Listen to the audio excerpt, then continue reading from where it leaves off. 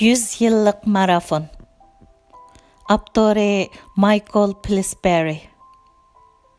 İkinci bab ۇرۇشقاق بەگلىكلەر. İkinci qismi. Xitay qattiq qo'llari kunimizda Amerika bilan Xitay to'g'risida mundaq bir hikoyani tilga elishidi. Bu ۇرۇشقاق بەگلىكلەر davriga tava mashhur vaqalik bo'lib, buningda kuchayotgan Chu bəgligi bilan ojizlashgan Ju sulolasi orasidagi vaqalik mavjud. Chu bəgligining atamini cho'kayotgan Ju sulolasining o'ziga qo'shni chegarasida Ju sulolasining xodimlaridan birining oldida o'z qo'shinlarini ko'zdan kechirayotgach, u xodimdan ixtiyorsiz holda Ju sulolasi o'rdasidagi Tangriqut danqinining cho'ngligi va ig'irligi to'g'risida so'raydi.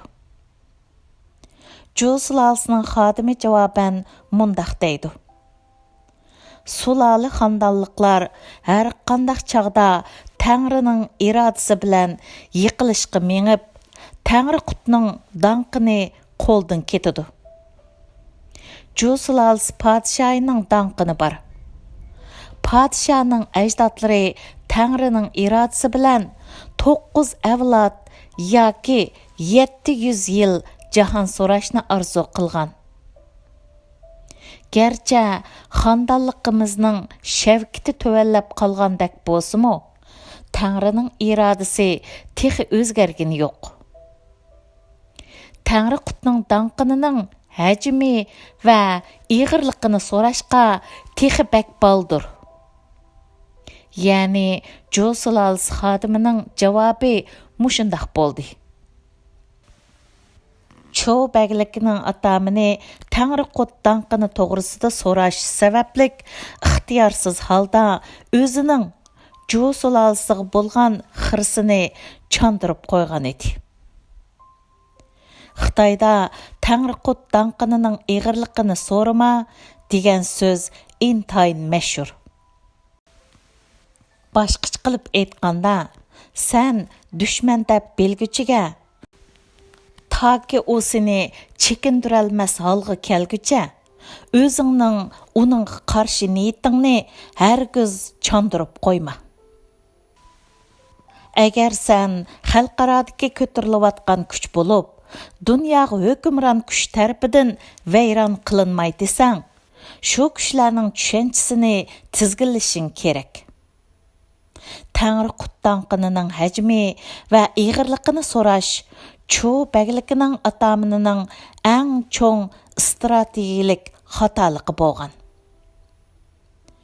Urushqaq bəgliklər davrida bosh ko'tarayotgan kuchlar ko'plagan buyuk kuchlarni og'dirib tashlagan.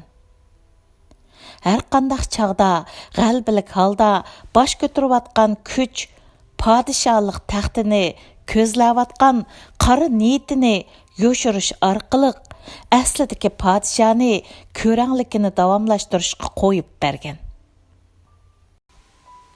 Bosh ko'tarayotgan kuchning atamini qila oladigan eng xatarlik ish, o'zi uchun eng yaxshi fursat kelganga qadar raqibini texmi kuchli raqibga qarshi kuch ko'rsatish bo'lgan. Podshoh qarshilik ko'rsatishdan bakla ojiz kelgan. Shundaqla koni ittifoqdoshlari uni tashlavatgandan keyinla to'xtovsiz bosh ko'tarayotgan kuch o'zining haqiqiy maqsadini oshkorlagan.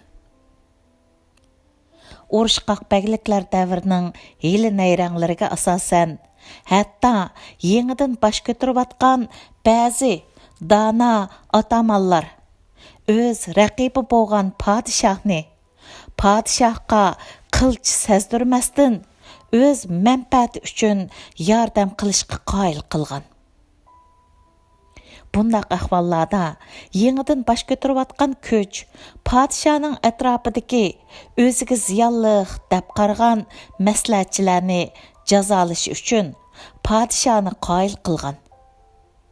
shundaqla o'zi kontrol qila oladigan maslahatchilarni o'zi bilan hamkorlashishga ko'ndirgan. Urushqaq bەgliklər dەvrinin yili nayranglarida tabiiy dunyo tartibi qatlamchanlikqa ega. Üstün qatlamda bir hükümdarning bo'lmasligi faqat vaqtlik hodisa deb qaraladi. Bu yerda deyilayotgan dunyo tartibi bugungi Beijingdagi rahbarlarning tushunchasidagi bilan o'xshash emas. Albatta. Xitoy rahbarlari Amerika birinchi bo'lgan ko'p qutbluq dunyoni targ'ib qiladi. Hikoyadagisi bilan o'xshamaydigan yeri, ular Tangri qutdanqinining ig'irligini so'ramaydi. Amaliyotda ular ko'p qutbluq dunyoni faqatla o'zlari eng ustun o'rinda turgan yangi dunyo xarakterlik tabiiylik tuzilma sifatida ko'rdi. Ular bu yangi tuzilmani atashda qo'llangan atalg'u g'arb olimlar tarafidan federatsiya yoki birlashgan davr degandak ma'nolarda tarjima qilindi. Biroq bu atalg'uni aslida bir qutbluq jahon so'rash deb tarjima qilish eng to'g'ri hisoblanadi. Xitoy rahbarlari 2005-yildan e'tiboran Birlashgan Davlatlar Tashkiloti va boshqa ommaviy munbarlarda mushu xildagi tangpung dunyoni tilga elib keldi. Xitoyning buyuk strategiyasidagi muhim omillardan biri G'arbda savdogarlarcha tijorat xarakteri deb ataladigan yuqori tamojna beji qo'yilgan. Tabiiy boyliqlar bevosita kontrol qilingan, ichki ishlab chiqarish qo'g'dalgan sistemadan kelgan bo'lib, bularning hammasi bir davlatning pul zapsini qurib chiqish uchun belgilangan. Xitoylar tijorat manfaatchiligi, ya'ni zhongshangzhuyini ijod qildi. Xitoy rahbarlari G'arbning erkin bozor va erkin tijoratning g'albisi manfaatchilikni zamondan qoldirib qo'ydi degan qarashini rad qilib keldi. Xitoyda tijorat manfaatchiligi bo'lganligi uchun Xitoy savdo va bozorning ehtiyojli manbalarga bo'lgan ehtiyojni yetarlik darajada qamdashda ehtiyot bilan ish ko'rdi. Xitoy rahbarlari kelish oldidagi krizisning rayon xarakterlik yoki yer shari xarakterlik energiya yetishmaslikka sabab bo'lishidan bakmi qo'rqishidi. Natijada ba'ayni Yevropalik manfaatparast xallar 16 va 17 asrlarda yangi zamonlarni besib olganidek Xitoylar chet eldagi tabiiy boyliq manbalariga ega bo'lishni yoki ularni kontrol qilishni qaror qilgan. Mana bu urushqaq bәglikләр davrining yili nayranglaridagi ko'plagan taktikalarning biridir. Amerika korxonalari fasllik dokladlarga tayinadi. Amerika siyosiyonlari qisqa muddatlik saylam chambarkida ish yurgizadi. Shundaqla g'albilik paychak bozori strategiyasi bir kun ichida elib berildigan sodani asos qilishi mumkin. Biroq urushqaq bәglikләр davridagi yangidan bosh ko'targan raqobatchi kuchlarning voqealiklari g'albining hargizmo bir kunda yoki bir yilda hattoki 10 yildimi qo'lga kelmaydiganligini, faqat asrlar halqigan uzoq mezgillik planningla g'alba elib keladiganligini o'g'itadi. Xulosalaganda bugungi 10 necha yildan ikki qaror hokimiyat beshida bo'ladigan Xitoy rahbarlarining yerim əsrdimi, yoki uningdan uzoq muddatdimi yetib bo'lolmaydigan necha avlodni o'z ichiga oladigan planlarni tuzishi ko'p uchraydigan ahvol. Xitoyning urushqaq bەgلىكلەر adabiyoti va boshqa folklor hikoyalaridagi bosh qahramonlarmi o'xshashla dushmanidan ideya va texnika o'g'irlashning muhimligini ta'kidlashidi. Kunimizda Xitoy istixboroti to'xtovsiz holatda texnologiya va raqibidan uchur o'g'irlaydi. Bu o'g'irlangan narsalar o'tdilla Xitoy rahbarlariga ta'minlanadi. Ko'plagan Amerika amaldorlari kunimizdagi Xitoyning savdo josuslik qilishi yoki aqliy mulk huquqiga tajovuz qilishi qatorliq bulangchilik xarakterini olgan iqtisodiy harakatlarni o'tkinchi davrning bir varianti deb qaraydi. Buning aksicha, bu urushqaq bәgлىكلەر davridan qolgan yili nayranga asoslangan texmo buyuk strategiyaning bir qismidan iborat. Bu hol Amerika istixborot organlarininki bilan ro'shan zidlikqa ega. Amerikada davlatning iqtisodiy yuksalishini oshirish uchun hukumatning Amerika shirkatlarini axborot bilan ta'minlashi satchilik, hatto qonunsizlik deb qaraladi. Men Amerika hukumatida xizmat qilayotgandan buyangi 40 yilda Amerika istixborot organlarining davlat ichki ishlab chiqarish umumiy qimmati, ya'ni GDP ni kuchlantirish uchun Xitoyning qilayotganlariga o'xshash holda vazifalantirilganligini hech qachon anglab baxmadim. Amerika bosh elchilari Amerika shirkatlarining chet ellar bilan bo'lgan savdoda zo'r foydaga erishish uchun bu shirkatlarga hamdamda bo'lishga tamoman qodir. Biroq bu hukumat jasuslarining Amerika shirkatlaridan bevosita holda texnologiya va aql mulk huquqiga tava uchurlarni o'g'irlashi bilan tamoman o'xshamaydigan bir hol. Biz yana Amerika bilan Xitoyning harbiy qo'shinining ko'lami haqidagi ko'z qarash farqini nazarda tutishimiz kerak. Amerikaning katta g'albalarining nurg'uni zo'r qo'shin orqali ro'yobga chiqqan. James Grant Lee'ni texmi ko'p askar va texmi ko'p qurol orqali yengan. 1944-yili 7-oyning 6-kuni Dwight Eisenhower tarixdan buyangi eng cho'ng dengiz flotini Normandiyaga avatgan. Hatto yaqinqi zamonlardagi atalmish Powell ta'limotidami dushmanninkidan zo'r darajada ko'p qo'shin turg'izishning zarurligi ta'kidlangan. Buningga selishtirganda urushqaq bәgлікләр davrida harbiy xarajat uncha zo'r bo'lgan emas. Necha 10 yilga so'zilgan passiv raqobat bu davrdagi tirkishishning asosiy shakliga aylangan.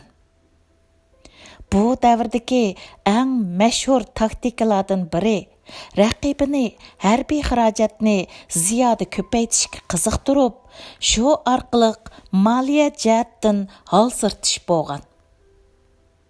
Shuningdan 2000 yil keyin Amerika Moskvani davlat mudofaasiga ziyoda ko'p mablag' ajratishga qiziqtirib vayron qildi. Masalan, 2011-yilni misolga olsak, shu yili Amerika ichki ishlab chiqarish umumiy qimmati GDP'ning 5%ni harbiy xarajatga ajratganda, Xitoy aran o'z GDP'sining 2,5%ni ajratgan edi. Xitoy izchil holda o'zining xalqarodagi harbiy ta'sirini kengaytmaydiganligi va nihoyatda oz sondagi, balkim 300 dan oz yadro o'q beshi bor qurol-yaroq zavodini saqlab qoladiganligi haqida yolg'on va'da berish strategiyasini qo'llanib keldi. Xitoy Amerika aeroplan yassa, aeroplan, parxod yassa, parxod yasab, Amerika bilan qarg'ulachi baslashishning o'rniga eng oz tannarx bilan eng ko'p unumga erishish uchun loyihalangan g'ayri simmetrik sistemaga ko'plab mablag' soldi. Xitoylar navbatda sun'iy hamroga qarshi boshqariladigan sinarat yasash texnikasida boshlamchi o'ringa o'tdi. Radarga tushmas bombardimanchi aeroplanga taqobil turish chorasini tepib chiqdi. Ular yana hakkerlik hujumi uchun zo'r mablag' ajratdi. Shundaqla bir necha million dollar sarf qilib, Amerikaning 4 milliard dollarga putgan avia matkasini cho'ktirib yetalaydigan, boshquriladigan bomba yasab chiqdi. Shuncha yuqori iqtidorga ega bu boshquriladigan bombaning buncha to'van tan narxda putishida ushbu bombaning Amerikadan o'g'irlangan texnikaga tayinib yasalgan bo'lishi ehtimolga yaqin. G'arbdagi nurg'un tahlilchilar Xitoyning nima uchun o'zini va dengiz qatnash yo'lini qo'g'dash uchun harbiy kuchini texmi zo'raytmaydiganligiga hayron bo'lishidi. Buning javobini urushqaq bەgلىكلەر davridan tepish mumkin. Xitoy bu orqali raqibini cho'chitib qo'yishni xohlamaydi. Xitoy rahbarlari shuningga ishonadiki, Xitoyning harbiy kuchini texmi zo'raytishi Amerikaning xo'yini tutqizadigan ofat xarakterlik qutratquliq hisoblanadi. Qandaqlı bo'lmasin, 1949 yildan 1963 yilgacha Amerikaning umumyuzlik embargosi ostida yashagan Xitoy Amerikaning g'azabiga uchrashning ochiq ta'mini allaqachon tetib baqqan. Xitoylarning nazarida ular o'zining iqtisodiy taraqqiyotini kapolatga ega qilalig'idak. Ammo muddatdan burun Amerikaning nupuziga xiris qilmag'idak darajadagi harbiy kuchga muhtoj. Halbuki urushqaq bەgلىكلەر davridagi prinsipga asosan necha 10 yillik raqobatning oxirgi bosqichida, ya'ni Amerika Xitoyni to'sish jihatda bakli kechikib ketgan vaqtda Xitoy o'zi bekitib olgan harbiy xarajat cheklamasini bir yoq cho'rivitishni qaror qilishi mumkin. 20 yildan buyanqi Xitoydagi harbiy inqilobga doir asarlarda Xitoyning o'z kuchini namoyon qilib portlashiga mos keladigan ko'ngildagidek vaqt haqida bishoratlar berilgan bo'lib, ular puritib o'tgan ko'ngildagidek vaqt hozirdan nurg'un yillar keyin edi. Agar urushqaq bەgلىكلەر zihniyati bilan Amerikaning an'anaviy dunyo qarshi orasidagi selishtirmani birli farqqa yig'inchoqlash mumkin bo'lsa, bu farq shuki, Amerikaliklar boshqa davlatlar bilan bo'lgan munosabatning raqobat va hamkorlik davomida goh gullanib, goh yiriklashib turadiganligiga ishonadi. Xitoylar bo'lsa, Amerika hukumatini uzundan buyon Xitoy hukumatiga qarta dushmanlik va aldash siyosati yurgizib kelgan deb qaraydi. Agar bu noqul holda Xitoyning nodonligi sababli kelib chiqqan xato tushuncha bo'lsa edi, Amerikaning bu xato tushunchani tugatishiga hech bo'lmasa azaytishiga urinishi mumkin һәм aqlanlik bo'lgan bo'ladi. Әмма әпсуски, ish bundaq emas. Xitoy rahbarlarining Amerikaga ishonmasligiga, Xitoyning mutlaq ko'p qism strategik qarorining manbasi bo'lgan yiltizi cho'nqur kultur an'anasi sabab bo'lgan. Shu vajidan Xitoyning Amerikaga bo'lgan ishonmasligining o'zgarishidan asosan umid yo'q. Xitoy strategiyasining yadrosida sh uqumi bor. Bu uqumni g'arbdagi o'qirmanlarga tushuntirish qiyin. Bu so'zni inglizchaga udul tarjima qilg'il bo'lmaydi. Lekin Xitoy tilshunoslari shni mayir strategiyachilar o'zidan qudratli kuchni yengishning kapolati sifatida ishiltalaydigan kuchlarning birikmasi yoki ishlarning yuz berish xohishi deb izolashidi.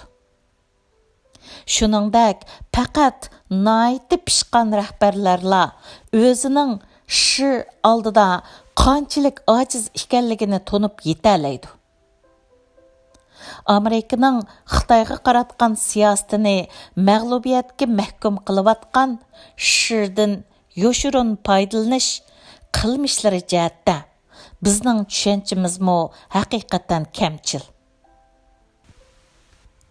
Amerika kulturida shig'i yaqinroq keladigan uqum Jorji Lokasning sharq falsafasining kuchli ta'siriga uchragan Planetlar urushi degan asarda ishlatilgan kuch, ya'ni the force uqumidir.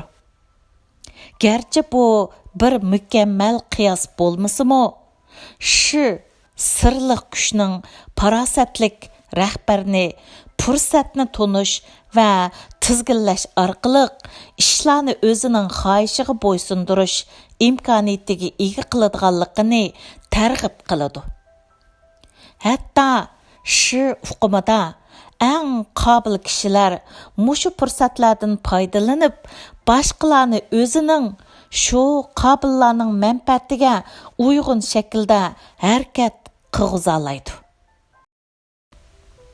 Bular Sunzi o'zining harbiy ishlar dasturi, ya'ni urush san'ati degan asardagi shu babida qayd qilgandek, dushman cho'qim ko'nmas bo'lmaydigan vaziyatni yaratish orqali dushmanni o'zi ko'zlagan shaklda harakat qildirishga moyir kishilardir.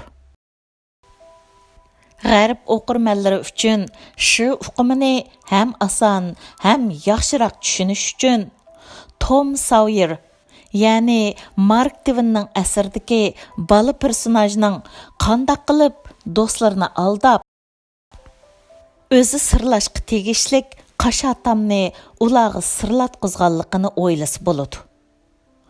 Tom Sawyer boshqa bolalarning psixikasini nimaning ularni jalb qila oladiganligini bilib olgan va shu orqali ularni o'zining ishiga solgan. Shuning muhim tarkibiy qismlaridan yoki funksiyalardan biri Wu-Wei bo'lib, bu boshqa millatlarni o'zing uchun ish qilish deganlikdir. Shu uqumi Xitoyning gavdalik dunyo qarashining yadrosiga chetiladi. Chunki bu uqum insonlarning olamdagi roliga nisbatan sirliq taqdirchilik tushunchisini o'z ichiga oladi. Bu uqumga ko'ra insonlar va millatlar o'zaro ta'sir qilisha oladi va hodislarni o'zgartira oladi. Lekin bu hodislarning hammasi o'z oldiga mustaqil harakatlantirgich kuchga ega. Shu so'zi Xitoy tilidagi vaziyat shakllantirish, harbiy holat barpo qilish, umumiy strategik siyosiy vaziyatni mo'ljarlash yoki kuchlarning tangpungliqini izlash degandek ma'nolardagi turaqliq iboralarda uchraydi. düşmandan burun şunu bayqaş ma'nisi kunimizdagi siyosiyon yoki istixborot mutaxassisiga yaqin keladigan donishmandlarning vazifasidir. G'arb tadqiqotchilari texi yaqinqi yillarda ondan shu uqumini anqirishga boshladi.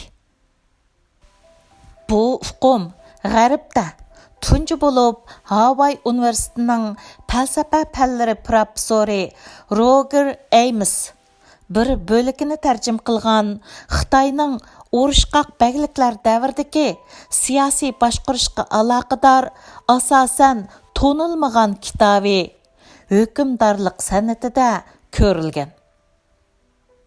Hukmdorlik san'atining inglizcha tarjimasi nashr qilingandan keyin François Julien ismli fransiyalik tadqiqotchi ishni Roger Ames to'xtagan yerdan davomlashtirdi. Julien shuni xos xitoycha uqum deb xarakterlagan 7 parcha kitobi orqali bu uqumni kishilarga tonitdi. Julienning bu asarlari sababli so'lchil tanqidchilar uni Xitoy madaniyatiga yot madaniyat sifatida muomala qilgan va shu vajidan ma'lum ma'noda Xitoy madaniyatini to'van ko'rgan deb tanqidlashgan edi. Tanqidchilarning nazarida shu qandaqdir Xitoyga xos narsa emas edi. Albatta, Julienni qo'llag'uvchilarmi yo'q emas edi. Bo'libmi Xitoy harbiylari orasida bu xil qo'llag'uvchilar ko'rinarli ko'p edi. Xitoy xalq ozodlik armiyasidagi yozuvchilar shu va Xitoyning strategiya falsafasining boshqa jihatlarini haqiqatan Xitoyga xos deb kesib aytishadi. Men 1990-yillarning oxirida shu uqumini Xitoy hukumatining ichki materiallarida tunji qatim ko'rganimda, uning aniq ma'nosini va yoshirin ma'nolarini bilmasammi, bu uqumning Xitoy rahbarlarining strategiya tafakkurida favqulodda muhim o'rin tutadiganligini darhol bayqab olgan edim. Men Roger Ames va François Julien bilan ko'rishdim. Ularning shu uqumi haqidagi bayqashlari va cho'nqur tushanchalari mening shu iborasi takror tilga ilinadigan Xitoyning harbiy va istixborot dokladlaridagi maxfiy uchurlarni qezib chiqishimga yordam qildi. Ular menga shu uqumida Daojiaoning nihoyatda kuchli ta'siri borligini aytdi. Daojiao o'z navbatida ham bir din, ham bir falsafa sistemasi bo'lib, bu dinning agashkuchilari qo'zg'atquch kuch, ya'ni Dao bilan mosliqni saqlab yashashga intiladi. Bu dinning targ'ibotlarida shuning kuchi va qutubchanligi tuyuqsizla ostin-ustin bo'lib ketalaydi. Xitoyning harbiy sohasidagi yozuvchilar doim shuning boshqa yo'nalishlarga burilib ketishi, hatto tuyuqsizlam asli holatiga qarshi bo'lib qelishi mumkinligini tilga elishadi. Bu nazariyada o'zgarishni baldir bayqashning va shu xil o'zgarish yuz berayotganligidan bishorat beradigan omillarni ko'z tutib turishning zaruriyati ta'kidlanadi. Ames bilan Julien menga shuning inglizchida ma'lum bir xil vaziyatni shakllantirish yoki yuz bergizish degandek nurg'un xil tarjimalar borligini aytdi. Boshqa tarjimonlar shuni fursatni yoki yuzlanishni yoritish deb tarjim qilgan. Шының ішілтілдіған орынлары найты көп. Мәселен, o Xitay xattatlığının süptini ölçəşdə. Xitay'daki ədibi əsərlərinin təsir küçünü, Xitay şiirlərinin estetik qimmetini mölçərləşdə işiltilidu. Julian bilan Ames yana manga Şının pəlsəpədəki seliştirgılı bolmaslık deb atıladigan uqumning misallardan biri ekanligini aytadi. Ya'ni bu bir yurish uqum sistemasi bo'lib, buni o'z til, ya'ni Xitoycha muhitidan ayirib turish, tushunish ba'zi mushkul. Davomi bor.